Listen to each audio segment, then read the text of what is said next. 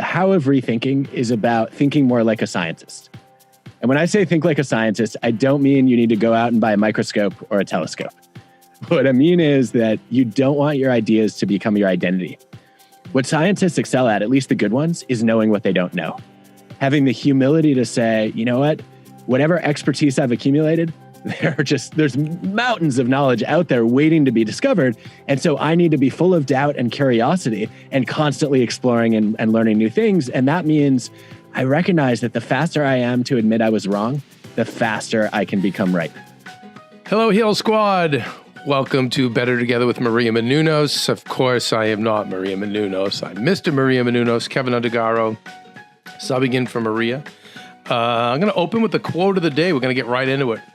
Argue like you're right and listen like you're wrong. Oof. So important for today. And that is from our today's guest, Adam Grant. And a little bit about Adam.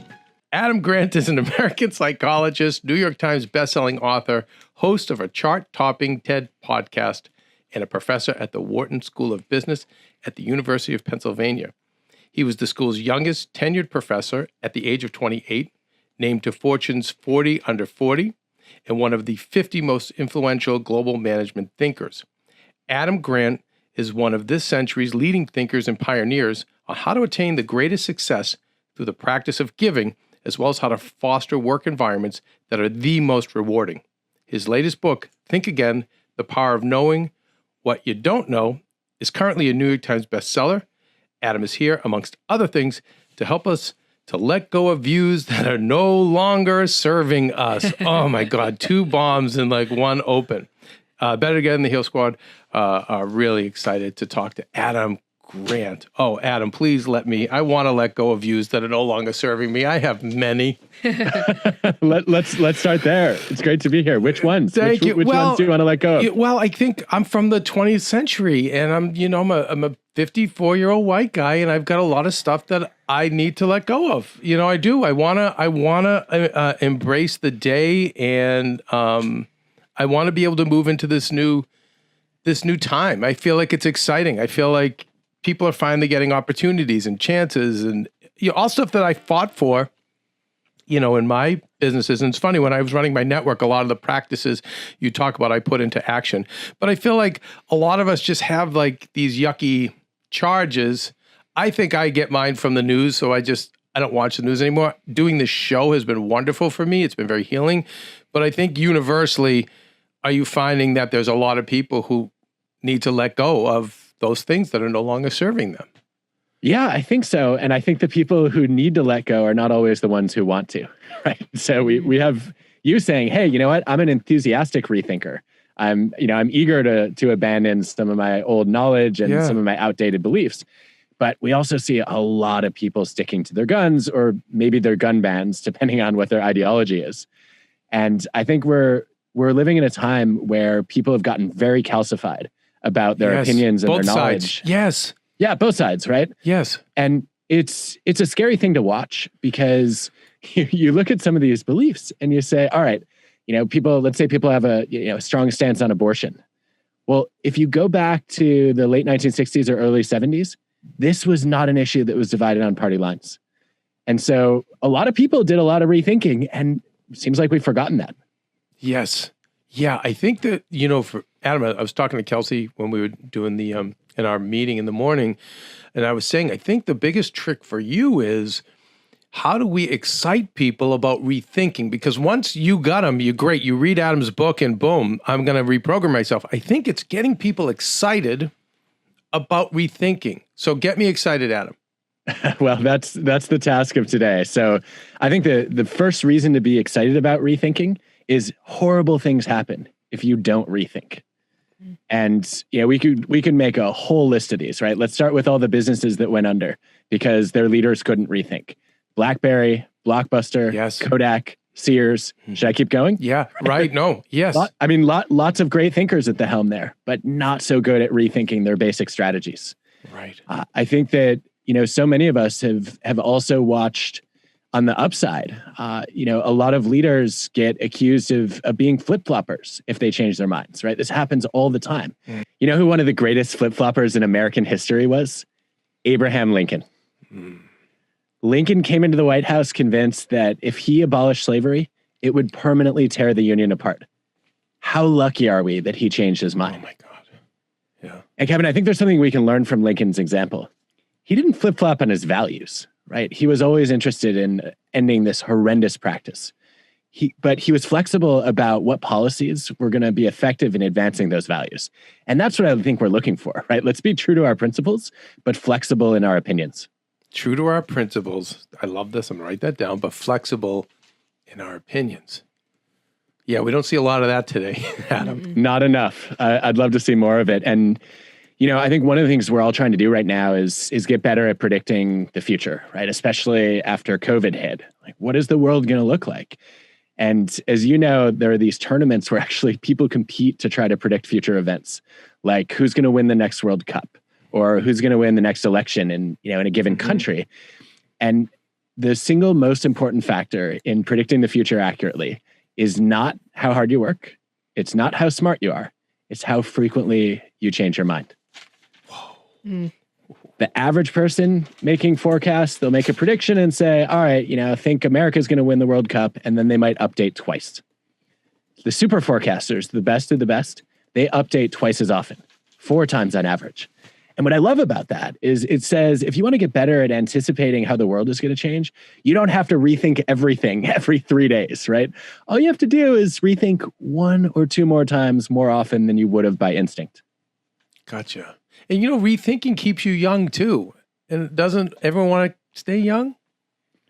I have not heard that argument. I think it's really compelling. Yeah. So I've noticed that with, I think of my father-in-law, and he came from a village with no running water, no electricity, and didn't speak the language when he came here. So he was a laborer.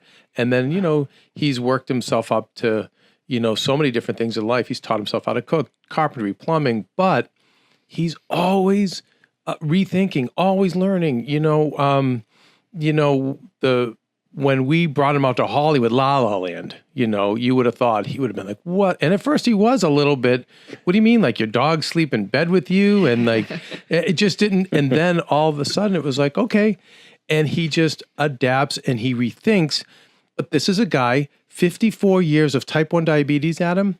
And MIT asks us every 5 years if they can study his body because he has no signs of the disease. He has no numbness, no loss of limbs, no loss of vision, nothing. And because he was just always like, how do I make my diet better? Okay, I'll go a little less of this, a little more of that, and I see him at 76. And the reason why, in the middle, you might not tell with editing, you can see my shirt's off because I was sweating.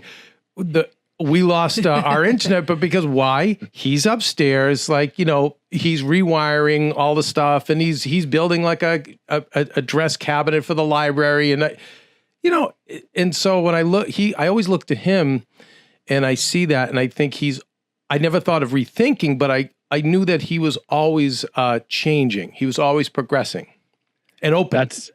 That's fascinating. I mean, what a compelling example of what I think we should all aspire to, which is to not become prisoners of our own convictions, yes. Which I think just so many of us do, right? Yes. It is amazing to me that you would laugh at someone who used Windows 95 on their computer, but I know a lot of people who are still hanging on to beliefs that they were attached to in 1995, and it might be time for a little bit of a refresh and an upgrade. Yeah. So I think we've established, why, we need to rethink, but I want to go over the wisdom of knowing what we don't know and why that's wisdom. Well, I guess I would start by saying that what we need to do is we need to watch out for getting stuck in the modes of thinking like a preacher, a prosecutor, and a politician. And this happens to all of us, regardless of what your actual job is. When you're in preacher mode, you're convinced that you're right and you're trying to spread the truth. When you're in prosecutor mode, you're trying to prove someone else wrong and win your case. And when you're in politician mode, you're trying to usually appease an audience, maybe doing some lobbying or some campaigning to try to win over your tribe. And all three of those modes can stop you from rethinking. Because if you're preaching and prosecuting, right, you've already decided you're right and the other person is wrong. You don't have to change. If you're politicking, you might tell people what they want to hear, but you're not going to change what you really think deep down. I think that the how of rethinking is about thinking more like a scientist. And when I say think like a scientist, I don't mean you need to go out and buy a microscope or a telescope. What I mean is that you don't want your ideas to become your identity. What scientists excel at least the good ones, is knowing what they don't know. Having the humility to say, you know what, whatever expertise I've accumulated, there's mountains of knowledge out there waiting to be discovered. And so I need to be full of doubt and curiosity and constantly exploring and learning new things. And that means I recognize that the faster I am to admit I was wrong, the faster I can become right. Yes. Don't let your ideas become your identity. Okay. Feeling right over being right. And that's in the book too. And I know, again, so many of us suffer from this. I feel like I see it everywhere, but I also fall victim to it all the time, right? Yeah. One of the reasons I have to remind myself that one of my principles is to argue like I'm right, but listen like I'm wrong, is because I spend way too much time just doing the former, right? I think it's my job as a social scientist, when I think somebody is wrong, to correct them. It feels like a moral responsibility. And so I get stuck in prosecutor mode. I've been called a logic bully from time to time, which I think is a great phrase, by the way. Yeah, yeah. It never occurred to me that was a bad thing. I thought if somebody's wrong, I should just bombard them with facts and with data until they change their mind. Yeah. And it rarely works. And also, I don't learn anything when I do that. Right. I think, it's funny, the term bombard, maybe it's offer rather than bombard. Offer, yes. An offer is something that is done usually graciously, right? Yeah, as opposed to aggressively. Yeah. It's also something that people can choose to accept or reject. Yeah. So you're giving the other person the freedom of choice. I love that. An offer. An offer. Yeah. I love this idea of, and by the way, the reason I'm going through this rapid fire is because I also want to get into success and how your philosophy on givers and takers, especially at work. So please, if I'm just doing the Cliff Notes version of your book, just forgive me. This is Maria's job. So anyway, but I love this idea. You talk about making a list of areas you are ignorant in to help push us past some of our mental blocks. An ignorance list. One of the most fun things that I have ever done to improve my thinking.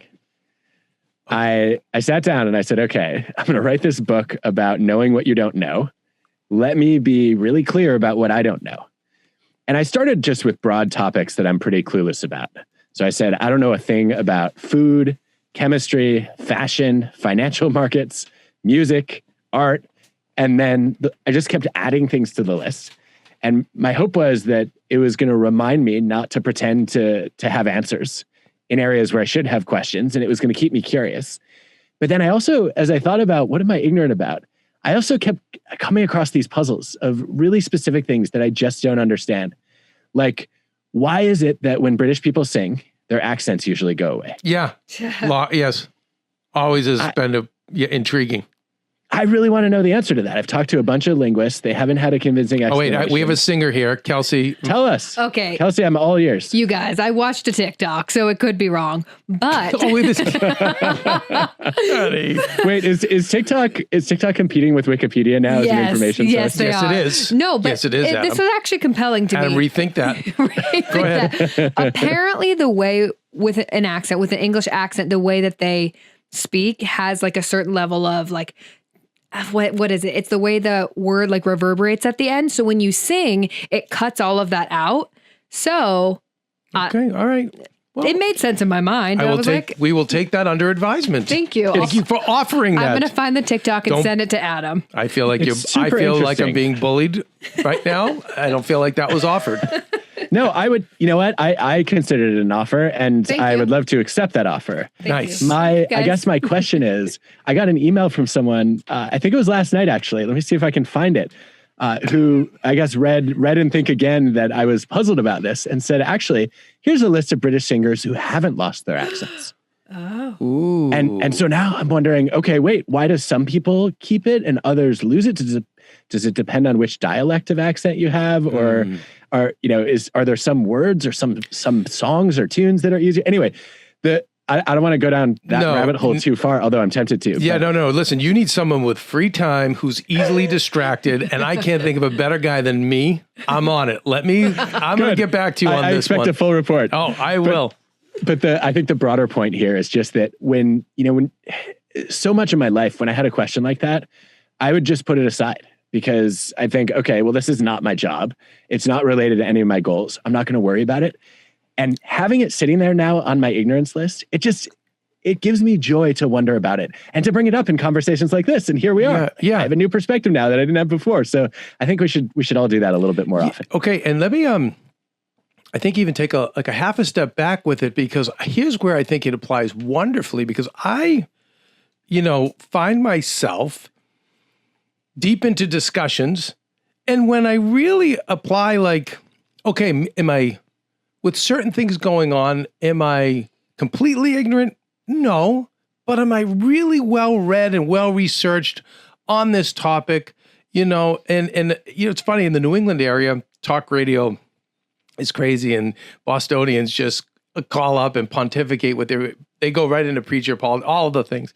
And so that's a bit of a habit I think that I can get into in my mind. And when I think of this, and I think other people should think of this too, like, do you really know the bombing in Syria? Let's just say, do you really know, are you really well read on that whole whatever is going on there, to then go out and, make these grandiose opinions or to take a stance or to battle with somebody? And so when you write this ignorance list, I say it's not just stuff you're fully ignorant to, but really think about it. Are you well? Yes. And there are people, I know those like political geeks that they're researching, reading everything. They're following the BBC. They're following American journalists. I mean, okay, great.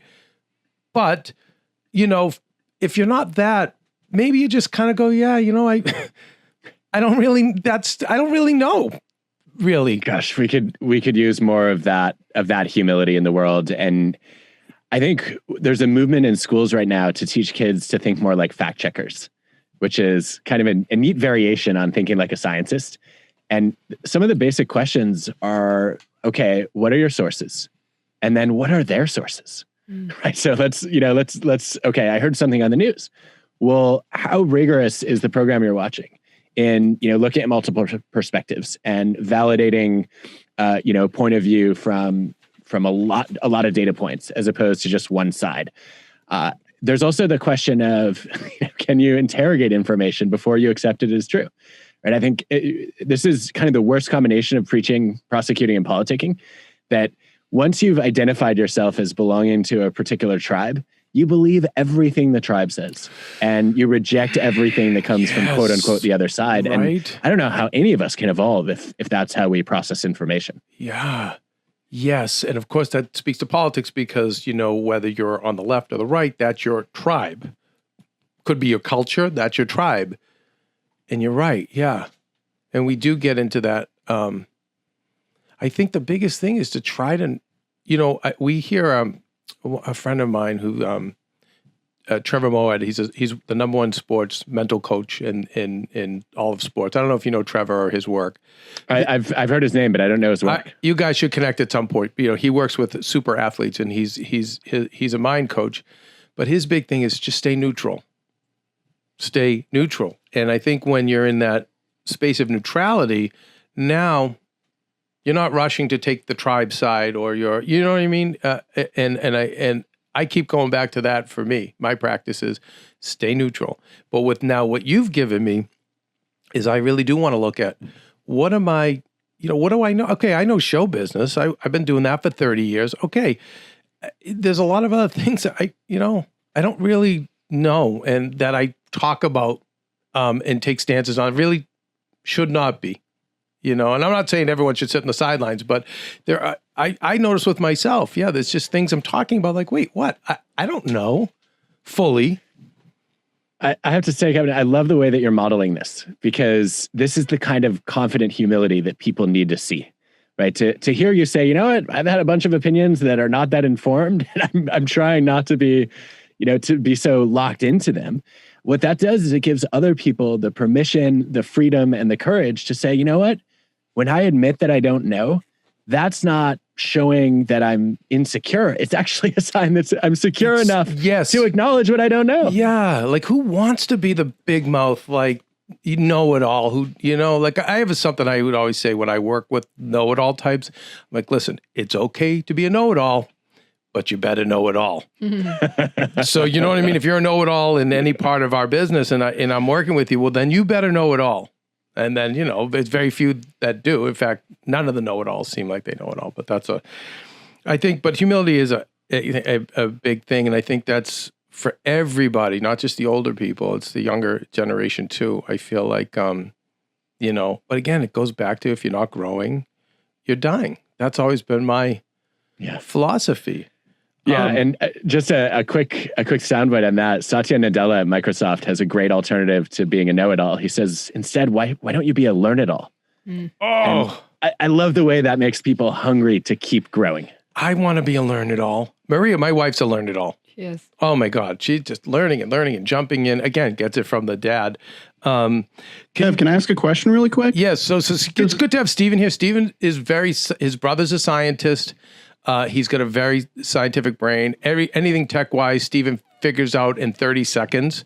I'm really interested to see what he's going to ask you or hear what I really like how you said this. Like, people are combating their own ignorance by questioning their own ignorance. But we've created, and I actually had a conversation with Kev, Shar the other day about this, where we're in a society right now that bringing up a TikTok, like that's where people are getting their knowledge from, and people are creating platforms out of their own ignorance without questioning it. So how do we combat this culture of Clubhouse, where people who don't necessarily, have the right information are now influencing others with wrong information, and TikTok, which, you can make a TikTok saying this is a life hack or this is the thing that, is truth, and there's no scrutiny. It's a great question. I think there's a whole complex set of challenges for platforms to tackle around how to solve that problem. I think my knowledge as an organizational psychologist is much more around what we can do as individuals and in groups.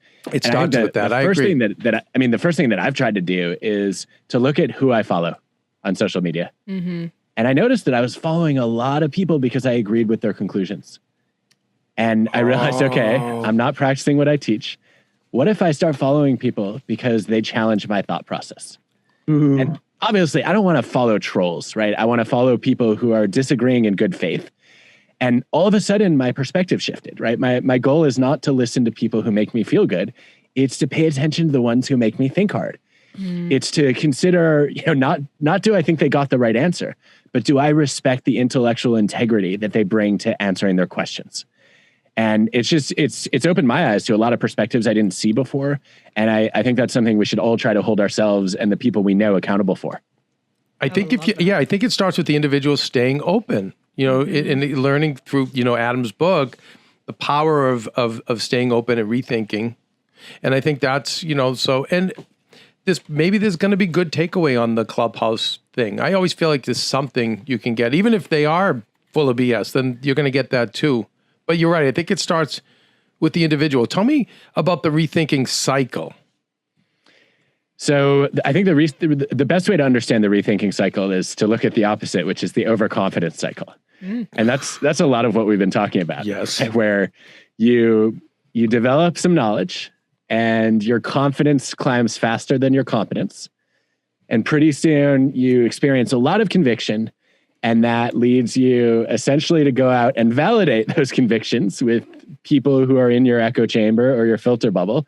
And that makes you proud of what you know, and it can make you a little arrogant.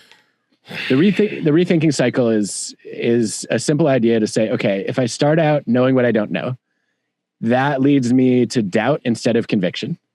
And then I'm curious about making new discoveries. And the more new things I discover, the more it reinforces my humility by telling me, wow, there is so much out there to learn that I didn't understand before. Right.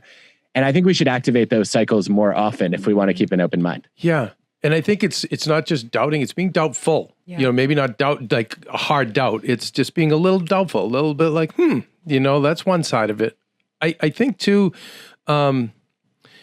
you know, in terms of the first cycle, which I'm writing these down because these are my personal notes to keep for after the show. But the overconfidence cycle, it feels good.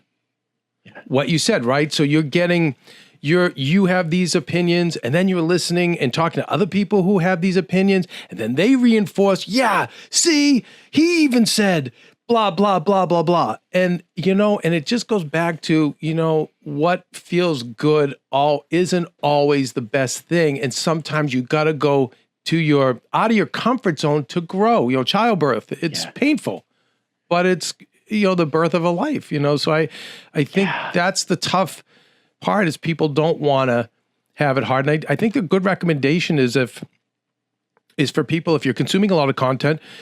I've recently migrated off of a lot of people that, you know, from my generation. It just was too dark for me, too angry, and I knew it was really affecting me psychologically.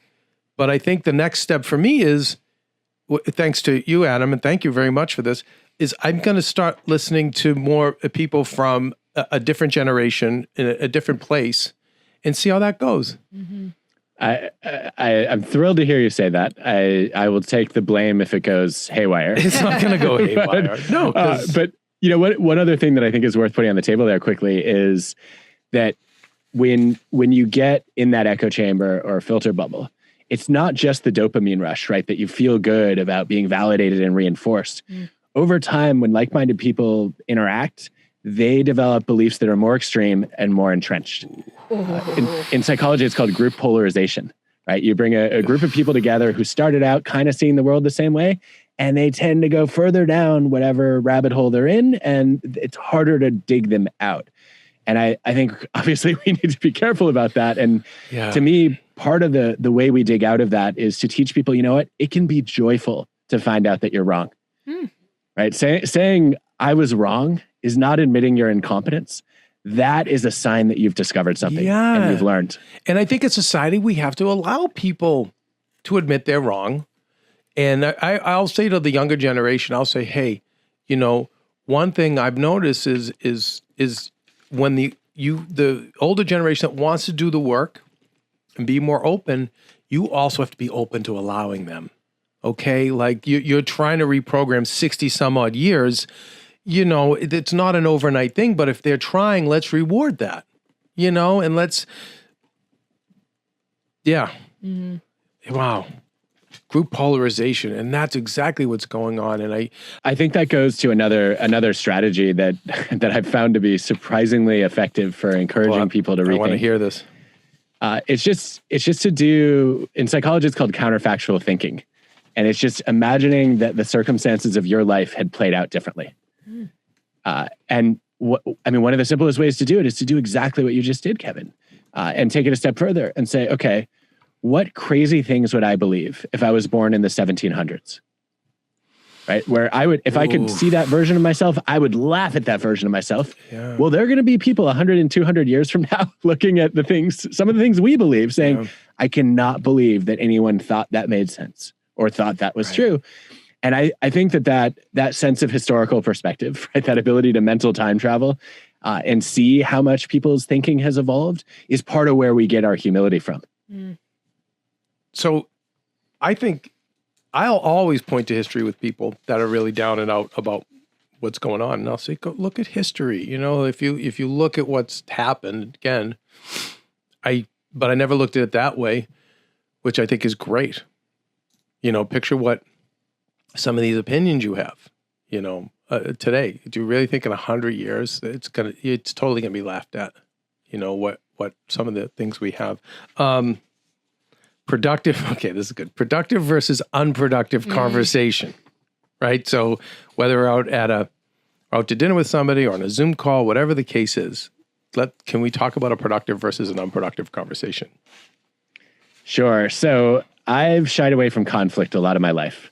And I've done it because I'm highly agreeable. I like people to get along. I want to keep the peace, right? I'm the person who, if I step on your foot, I will feel so guilty that I'll write you a note a few days later, even if you're a complete stranger. I will accept that. I will counter you that if you step on my foot, I apologize to you. That's how bad I am. We're cut from the same cloth. Yes.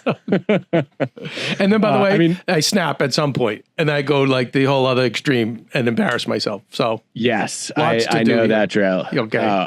Like the number of airplanes I've sat on with the person reclining into my laptop, so I can't type. But I can't bring myself to say anything until I just get exasperated. So what I'm worried about is relationship conflict, which is our personalities are going to clash, our values are going to be, opposed, and we're going to dislike each other. And what I forget in a lot of situations is there's another kind of conflict called task conflict, which is, it's not personal. It's disagreements about ideas, opinions, perspectives, and we can debate those without hating each other.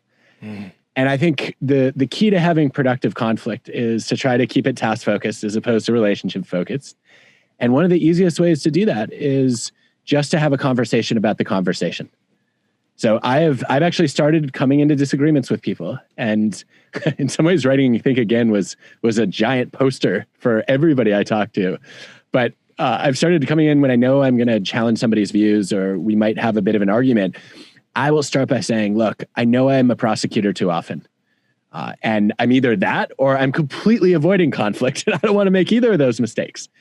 And so if you catch me either being too shy about sharing my views, or if you catch me going into lawyer mode, please let me know. And I don't want to live at either of those extremes, right? I want to have a thoughtful, open-minded discussion. And I obviously, I'm here in part because I want to learn from you in this conversation. I have found consistently that when I do that preamble, number one, they do call me out sometimes, and they'll say, "Hey, you know what? You haven't spoken up enough yet," or "Yep, you're going into lawyer mode again. You might want to rethink that." But also they tell me some of their own challenges. And I'll hear the other person say, "You know what? I can be just ridiculously stubborn. And if you feel like I'm being pigheaded, I would love to know so that I can start to be a little more flexible." And that means we've both committed to learning. Wow.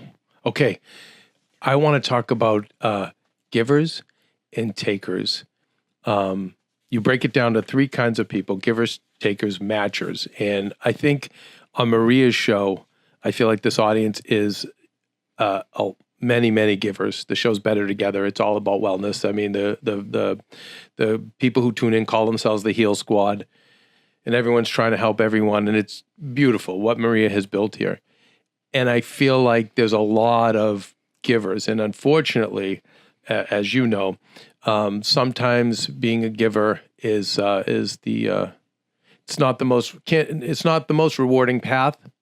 But I love how you break it all down and take us through that. And I almost don't even know where to begin, but maybe you do, because I know you've written about it so much. Sure. But it's really important for life, and I think for business, for what you're saying. Well, this is something I've been studying most of my career, and it turns out that around the world, across cultures, across different industries, most of us have a default style of interacting with other people. And I've come to call them giving, taking, and matching. Givers are the people who are constantly asking, "What can I do for you?" Takers are the opposite. They're trying to figure out, "What can you do for me?" And most of us are afraid of being too selfish or too generous. So we play it safe in new relationships with this third style called matching, where I say, "Hey, I'll do something for you if you do something for me." And let's be clear, we all have moments of giving, taking, and matching, but we also have a style, which is, how do we treat people most of the time? Or how do we treat most of the people most of the time? What's our default instinct when we're interacting with somebody new? And I found that givers are overrepresented among the people who fail the biggest and the people who succeed the biggest. And I thought this was a really interesting paradox, that a lot of givers really struggle because they put other people above themselves. They're constantly sacrificing themselves for their community or for their family, and they end up burning out or getting burned by takers. But then there's another group of givers who end up actually outperforming takers and matchers if you look at their careers. And there are a bunch of, I think, choices that they make that really allow them to be the rising tide that lifts all boats. And that's really what I was excited to study, is to say, how do I combine a value of generosity with, a goal of achieving success? How do you align your own ambitions for yourself with your desire to help other people? And turns out that's not impossible. In fact, there are some people who do it extraordinarily well. Talking about the takers, because I feel like a lot of givers, for a number of different reasons, are attracted to takers. And by the way, the takers are attracted to the givers because they're vampires. They need your blood. I love how you break them down to, narcissists, but some of them were actually givers at one point, but then were burned, and then others are just sociopaths or psychopaths. Yeah, I think that if you know somebody who's a taker, or who seems to have a history or a reputation of selfish behavior, it's worth looking at why they act that way. And you will find that some people just believe in a zero-sum world. They think, if I want to win, everyone else has to lose. Yeah. And so if that's the motivation behind their taking, you have to show them, hey, you know what? It's actually possible to expand the pie here. That not every situation is zero sum. If they're people who have been burned over and over again, and they've kind of overcorrected and said, all right, I've got to look out for number one. I have to protect myself. Then the key there is to build trust with them, right? And to earn their trust and show them that you are not a taker, that you're not going to take advantage of them, that you care about their success as much as you do your own. And I think my favorite thing that I've learned over the past few years since writing Give and Take is, unless you're a sociopath, right? Even if you're a taker, you still have moments of generosity. And so if you have a taker in your life, one of the things you can do is you can ask yourself, what are the patterns behind those moments? What is it that draws this person out of selfishness and into kindness? Maybe there's a group of people they care about. Maybe there's a particular skill that they're proud of, that they love to share. I had a colleague who was really into fly fishing, huge taker.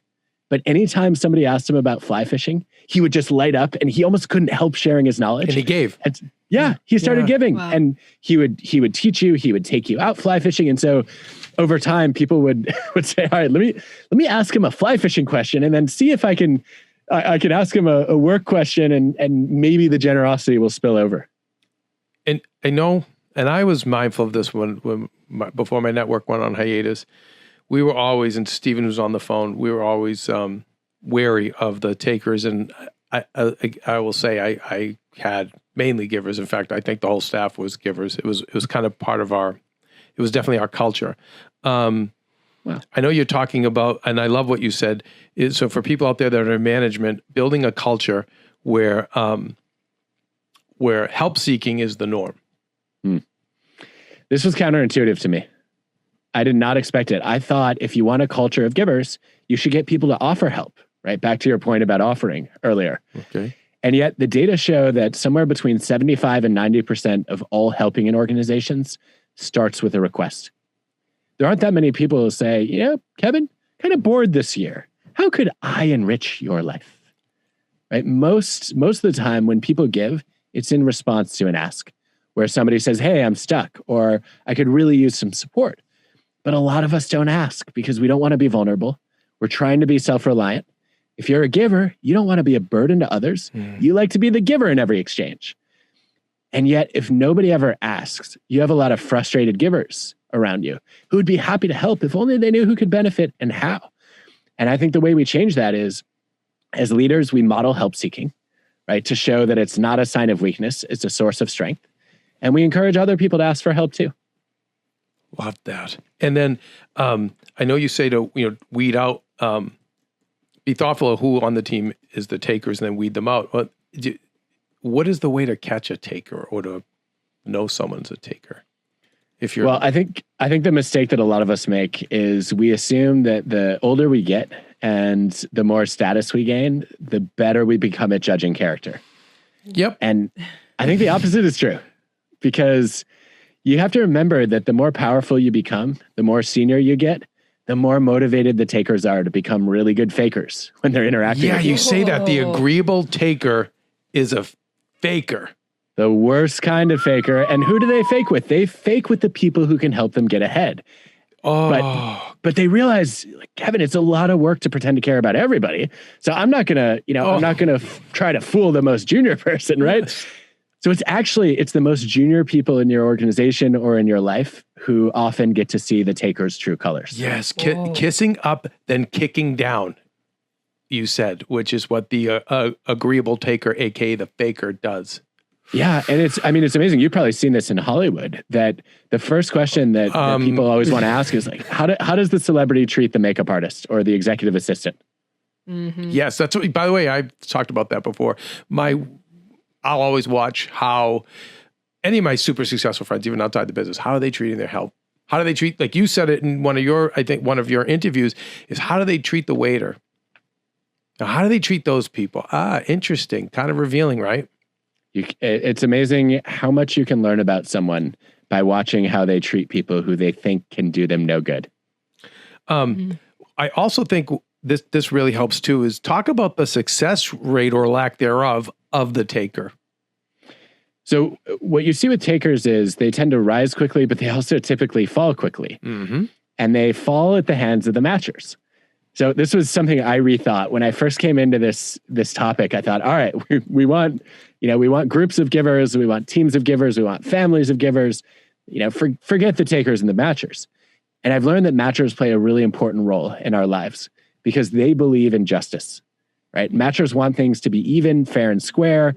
They believe in an eye for an eye. What goes around comes around.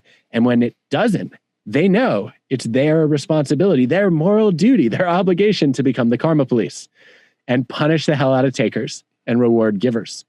So what matchers will do to make sure that takers don't get ahead, because after all, that's not fair, is they actually gossip. And there's such a thing as pro-social gossip. What is it called? Wait, what? It's called pro-social gossip. Pro-social gossip. Interesting. Yeah, this is one of my favorite terms in sociology. And it's the idea that if you go and warn someone that there's a taker who's trying to take advantage of them, you're actually protecting that person. And so the matchers will go around saying, don't trust this guy. He's a selfish jerk. And that allows us, right, to put a guard up and make sure that we don't get taken advantage of by those takers. And we need those matchers in our lives. Wow. Pro-social gossip. And this, I love too, that we need to, and I'm big on this one as well, protect the givers from burnout. So all the givers that are around us, man, we must honor them, cherish them, build them up, right? Yeah, and this will not surprise you at all, but guess who the data show are the most likely to be the burned out givers? Which ones? Women.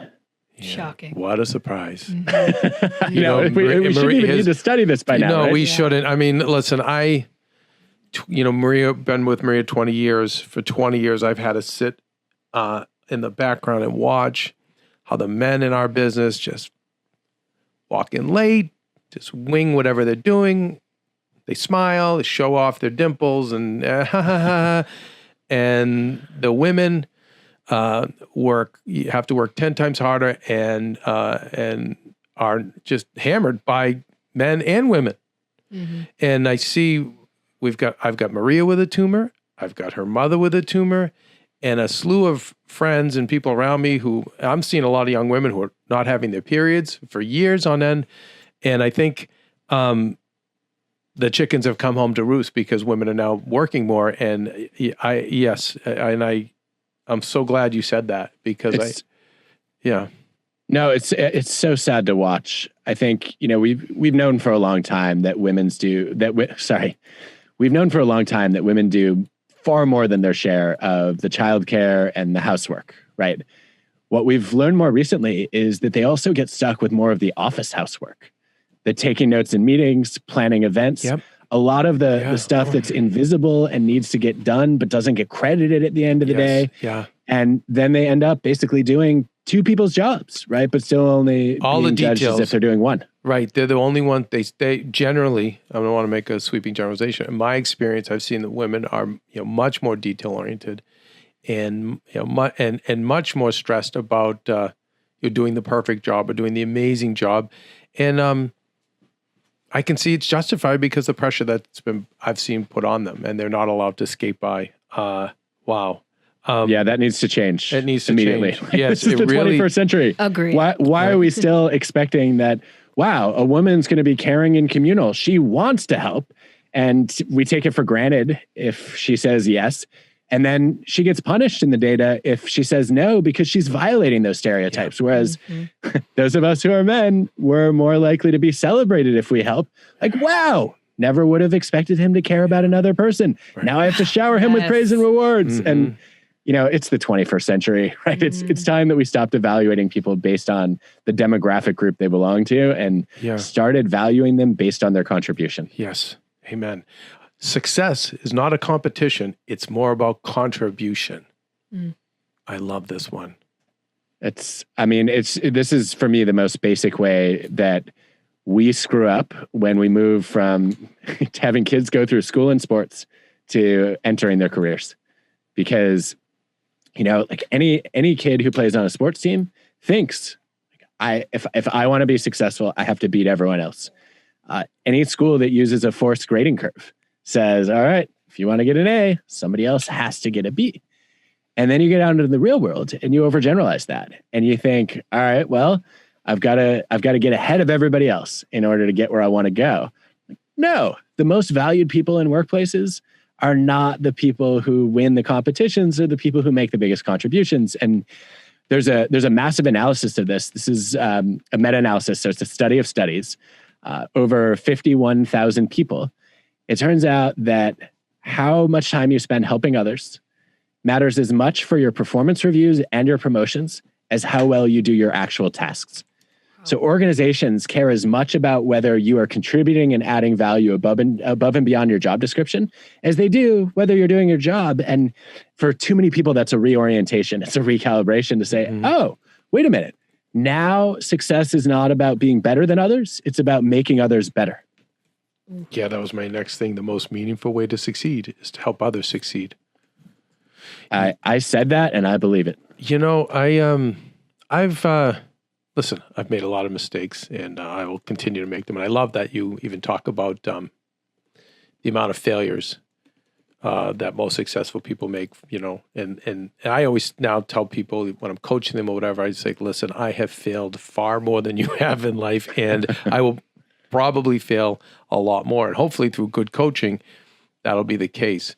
But it was nice to read from you about with entrepreneurs, like they get up and they swing and they miss, and they get up and they swing and they miss, and they get up. You know, we all think that Steve Jobs just was like, iPhone. Yeah, that's what I'm going to do. Right? It didn't go like that. Not even close. I mean, he swore for years that he would never make a phone and had to be dragged into it by a team of engineers and designers that knew how to make him think again. And yeah, I think, you know, a lot of people define success as never failing. And if you hit your goals the first time, to me, that means you weren't aiming high enough, right? That you're not challenging yourself enough or stretching enough. Oh, yeah. Wow. Yeah. It was too easy. And that should be encouraging to a lot of people out there that think they're strong, you know, believe they're failing, but you're learning. And I think it's like you have to persevere and stay in. And but you know, what I was saying is one of the things that I love giving back. I love coaching. I joke that I get paid 10% good karma for my services, and I say I'm paid very well. I get a lot of crap from my family about it. Some of my close friends, and by the way, it comes from a good place. They're just being overprotective of me. This one doesn't care. This one is using you. You don't get anything out of it. You have to stop. But, you know, that was our network we built. We had a 50-50 mission to help hosts avoid film school costs. 50% of our mission, the other 50% is make great content. And we were like, these two missions are not mutually exclusive. One benefits the other. We because we help the hosts, we make good content. What a surprise. And it was hard. And it was hard financially to do. And it took a lot of time, but it was also incredibly rewarding for me. So what I see in that story, which is beautiful, is you had some people with some strong matching instincts to say, we don't want to let Kevin become too selfless to the point that the business gets compromised in order to achieve the mission of helping others. And you coming back and saying, all right, I want to be a smart giver, not a dumb giver, right? I'm going to help in ways that don't cost me too much. And ideally they'll benefit everyone. That's it. I think that's a great takeaway, being a smart giver, right? To give in a way that doesn't detract, that doesn't take away too much. Wow. Adam, could I ask you a quick question? Going back to rethinking. No, he said no. No, we've poisoned him. He's like, he became like me now. I only take slow questions, no quick ones. Go. Oh, I'm into we had Jeff Graham, who used to be on the show, taught us about slow coffee. So that's like a slow question, slow coffee. Anyways, okay. So you talk a lot about mental fitness, and I want to know, what are some things that we can be doing daily that's good for our mental fitness, that's going to encourage us to unlearn and rethink and everything you're talking about? All right, I'll give you my top 3. Yes. Number 1, when you form an opinion, make a list of conditions that would change your mind. This is something that super forecasters do well, is they say, all right, if I'm making a prediction, let me figure out what might change in the world that could shift my prediction. And I think we should all be open to doing that, because it prevents us from getting locked in. It keeps us honest, right? To say, all right, based on what I know right now, this is my opinion, but if the following factors were to shift, then I would rethink. COVID is a great time to apply that, to say, all right, there was a time when a lot of medical experts thought that masks were not necessary. We're very lucky that there were a bunch of scientists there who said, all right, if the data tell us that there's spread, then I'm going to shift my recommendation on that. And I think we've been able to contain some of the spread that way, right? So have conditions in mind that would change your mind. That's number 1. Number 2, I think we all need a checkup every once in a while. The same way you go to the doctor for an annual checkup, even if nothing seems to be wrong, you could have a checkup on your career, your relationship, your goals, your identity, just to check in and say, hey, is this still the job I wanted when I took it? Have I reached a learning plateau or a lifestyle plateau? In our relationship, have we gotten stuck in some bad habits that we want to rethink together? And are there ways that we could help each other grow? And I like to have that checkup just once or twice a year. I think if you did it every day, you would be exhausted and you'd probably get trapped in analysis paralysis. But a couple times a year, it's a good invitation, a good excuse to say, all right, maybe I should be doing a little rethinking. And then I think the third habit that I would like to see people get into is on a more regular basis. I've started putting an hour in my calendar every week for not just thinking time, but rethinking time. To try to identify an old assumption, an opinion I've been attached to for a long time, and say, all right, let me explore the latest on that and see whether I should be thinking again. And it's kind of that built-in reminder to say, all right, I want to keep refreshing the things that I think are true. I love it. And I love that. I think twice a year is great for the checkup. We keep hearing from people like you, Adam. We had Tim Story on, that's Oprah's life coach. And his big thing is be aware, take inventory.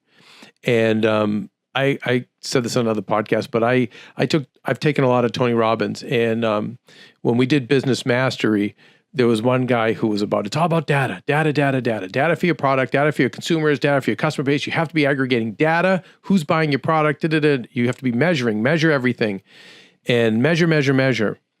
And then it got me thinking, I'm like, amazing idea for business, by the way, something I didn't do enough of and was going to employ. But then I thought, hearing from Tim and you, is we don't take time to measure and do data on our own lives. And I love this. Like, if I could recommend maybe a half birthday and a birthday, like around that time, to really take that moment, rather than, again, like birthdays is time to receive, and I get it, but maybe like a great gift you could give yourself is to really, like you said, take that inventory of who's in your life, what's going on at work, all the things you're saying, and then how do you rethink it? And I like twice a year more than once. You know what I think is so clever about the birthday idea is I have a colleague, Katie Milkman, who's studied what she calls the fresh start effect, where she shows that on these time milestones, people are more open to rethinking.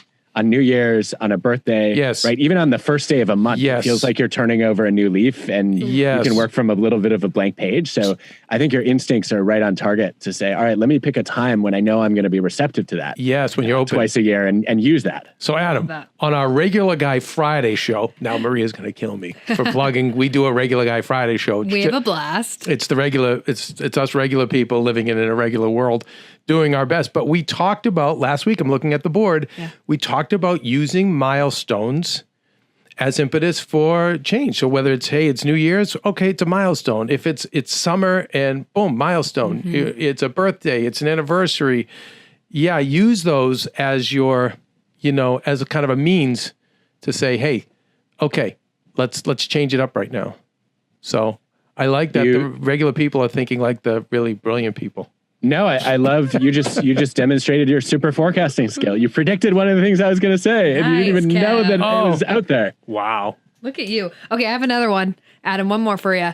How do we not, and I feel like especially like in this age, people are so easy to make up excuses, right? So how do we not use excuses when we are trying to rethink? Great one. Ooh, that is a good question. How do we not make excuses to avoid rethinking? I think is usually where the excuses land, right? I think I have a favorite way of doing that, which is I think we don't do our rethinking in a vacuum most of the time, right? We do it with other people. The mistake that a lot of us make is we lean on our support network and we say, all right, I've got to go to the people who are great at encouraging me and rebuilding my confidence when it's shattered and cheerleading for me. And the problem is those people tend to reinforce our existing views.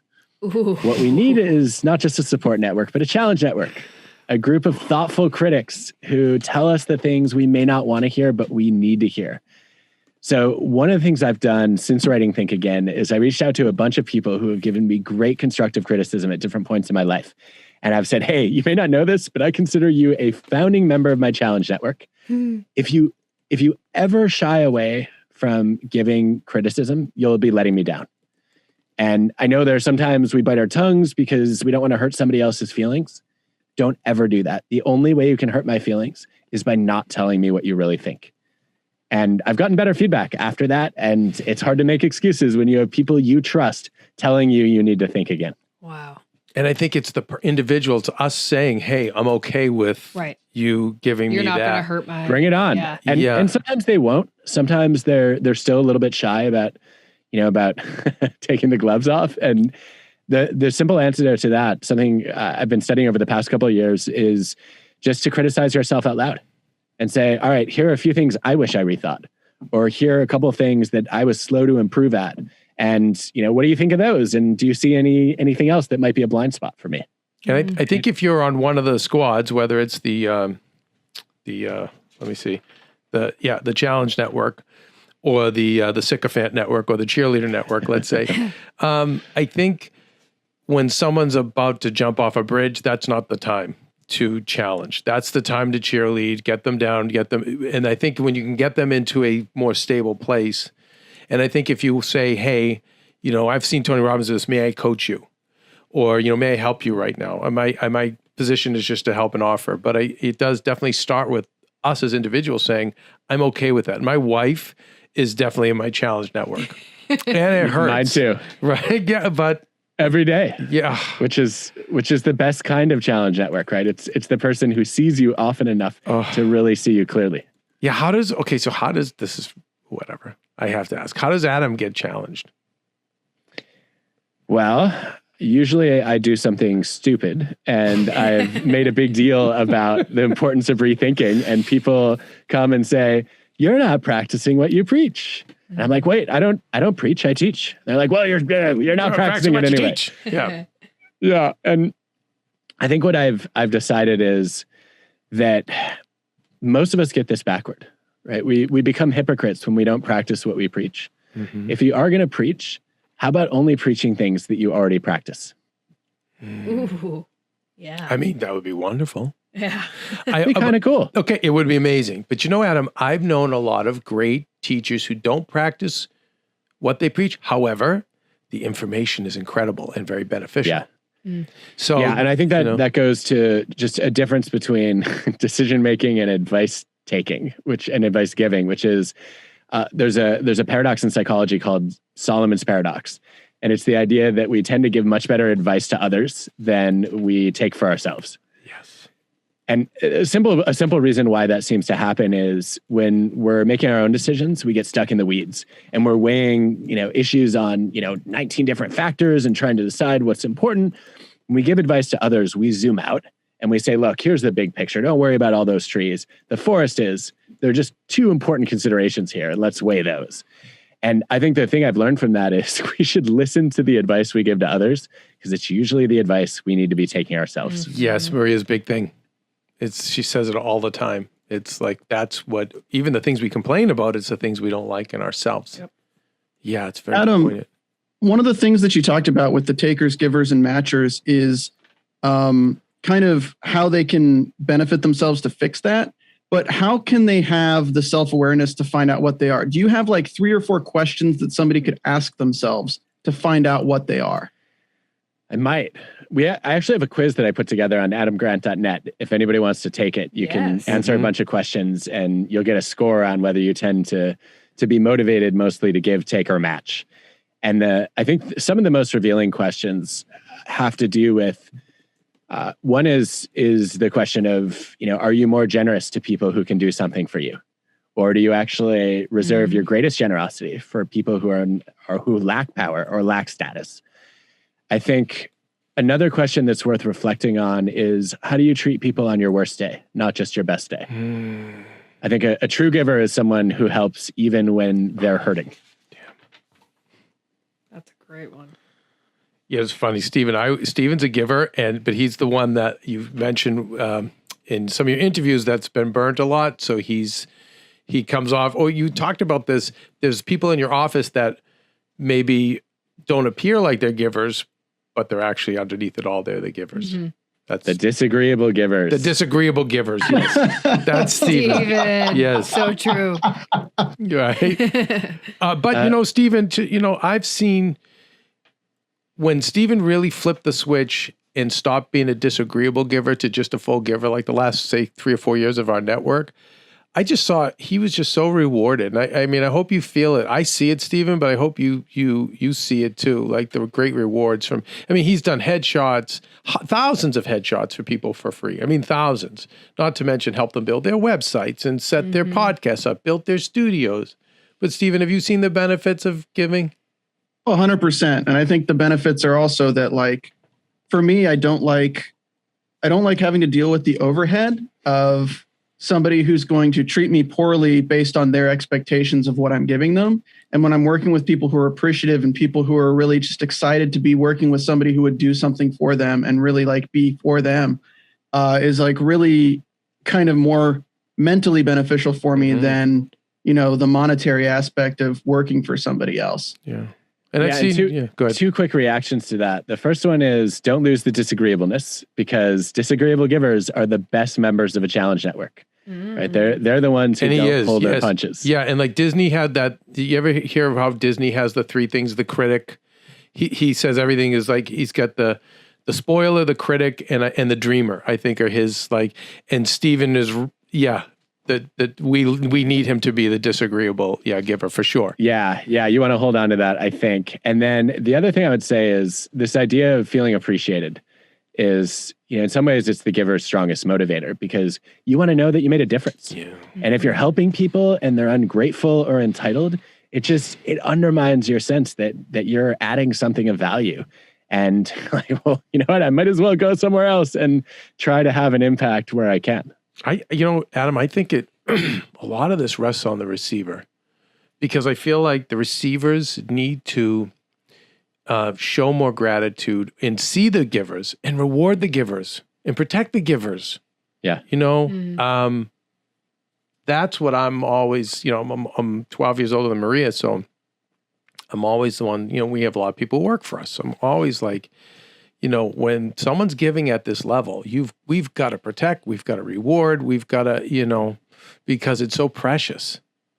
Yeah. And when you see, because you see people, they're wired to give, and, God love them. They'll continue to give even when they don't receive. Yeah. My dad was one of them. That's why he died very young. And, and I'm always like, no, let's balance it off. Yeah, let's make sure that good deeds don't get punished, right? That we elevate givers instead of undermining them. Well, Adam, so much to think about, so much work. Gabby Bernstein, who's always on the show too, she has the book, The Judgment Detox. And I said about Trevor Moawad, who talks about neutral thinking.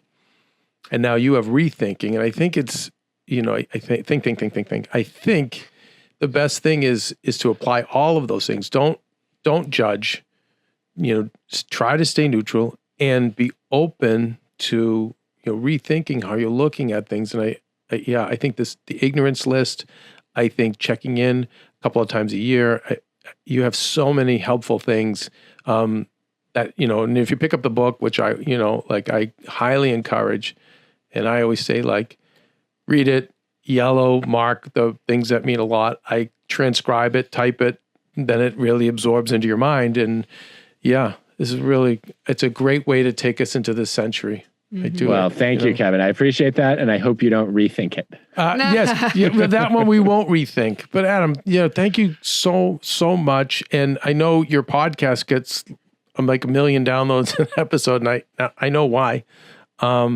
It's wonderful what you're doing.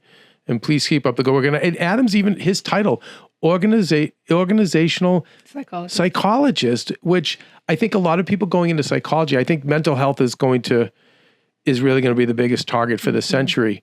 But no one's thinking about mental health in the workplace. Yeah. And that's why I love it. It's a great field. I never even heard of it.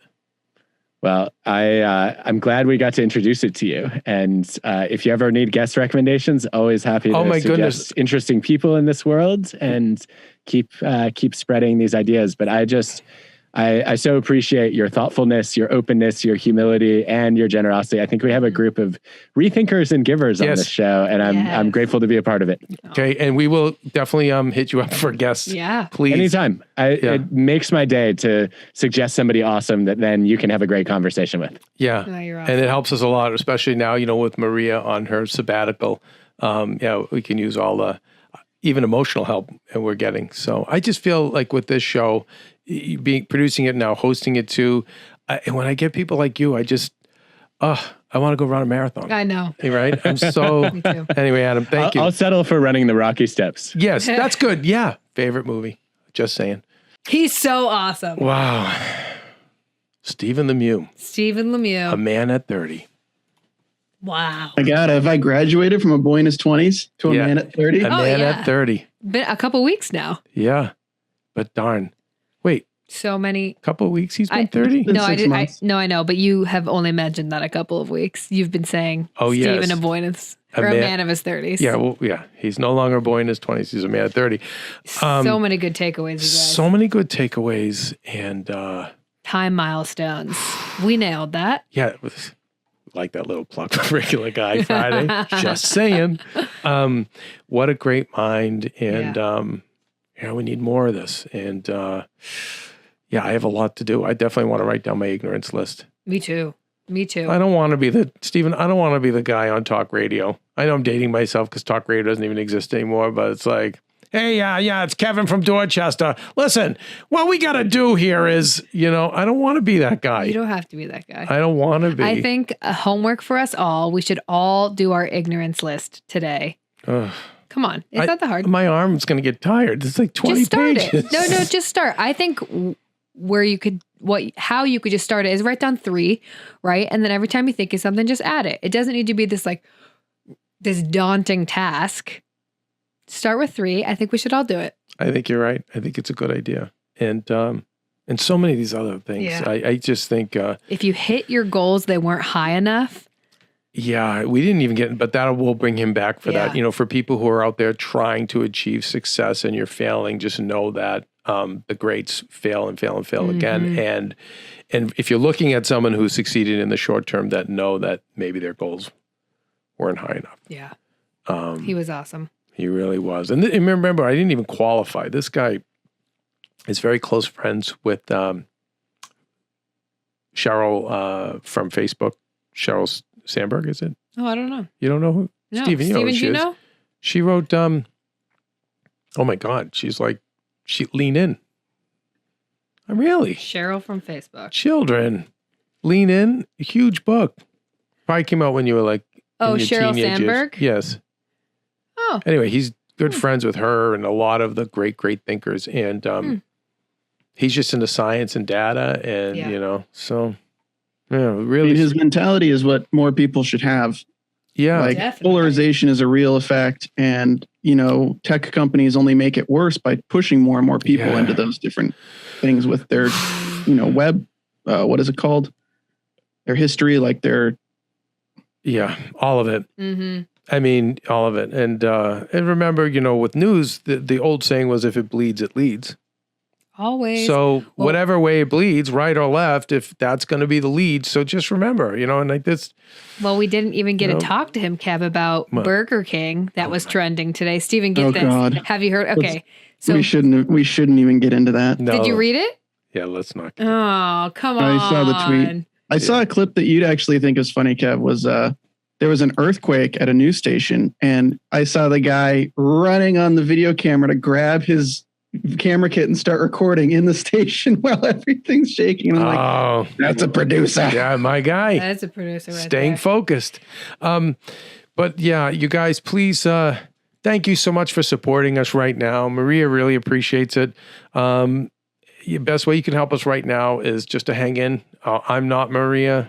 And, literally she's the greatest at what she does for her generation, and I say that because I know it. I mean, about her. So those are really big shoes for us to fill. And Stephen, Kelsey, and I we're doing our best. So the best thing you do beyond giving Maria those well wishes is to just to hang in, continue to spread the word about what we're trying to accomplish here. If you can go to Apple Podcasts and leave us a review, we appreciate those. And we appreciate all your comments on our little YouTube feed. That's right. And yeah. And I would just like to say, Steven, that my knowledge that comes from TikTok is absolutely factual. Is it really? Listen, I'm not judging. I know. I'm sorry. I'm in a good state. Thank you. So you know what? No, it was making me laugh. I was doing my peace signs over here, and Kevin was just rolling his eyes at me. No, I wasn't rolling my eyes. I was cracking up. Are you kidding me? I thought it was hilarious, but I loved it. And I just, listen. No, I think it's cool. I just love that we can all. The great character of Arthur Fonzarelli on the original Happy Days. Now, if you were 78 years old like me, you would have known about that character in that show. But there was just a great episode where I think he was actually dealing with a bunch of nerds who were being prosecuted by a gang of female bikers. Talk about this. And so the Fonz dressed as a nerd, and they had Chachi, Richie, and Ralph, Malph, and Potsy. They had them held hostage, these biker women.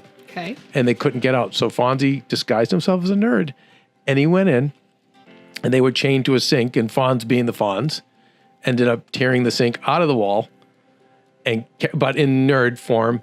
And he found a way to just let everyone escape peacefully. And then he came back in as the Fonz.